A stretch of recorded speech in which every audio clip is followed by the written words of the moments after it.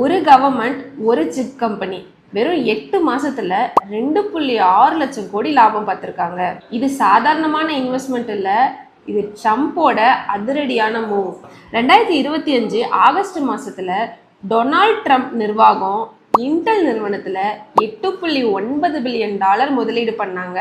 இந்திய மதிப்புல பார்த்தோம்னா சுமார் 84,000 கோடி ரூபாய் வரும். இன்டெலை பத்தி நம்ம எல்லாருக்குமே தெரியும். நம்ம லேப்டாப் டெஸ்க்டாப்ல இருக்கோம். i3, i5, i7 ப்ராசஸ் எல்லாமே இவங்களோடது தான். உலகத்துல பெரிய சிப் கம்பெனிகள்ல இன்டெலும் முக்கியமான கம்பெனியா இருக்கு. ஆனா ட்ரம்ப் ஏன் இவ்வளோ பெரிய இன்வெஸ்ட்மெண்ட்டை பண்ணாருன்னு தெரியுமா? அதுக்கான முக்கியமான காரணம் என்னன்னா நேஷனல் செக்யூரிட்டி தான். சிப் தயாரிப்புக்காக சைனா மாதிரி ஃபாரின் நாடுகளை நம்பாம அமெரிக்காவே நம்பர் 1 இருக்கணும் அப்படிங்கிறது தான் அவங்களோட பிளானா இருக்கு.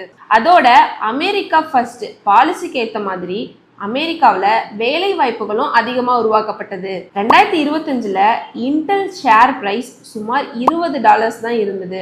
ஆனால் 2026க்குள்ள $100 தாண்டிடுச்சு. 84,000 கோடி முதலீடு இப்ப சுமார் 2.6 லட்சம் கோடி மதிப்புக்கு உயர்ந்திருக்கு.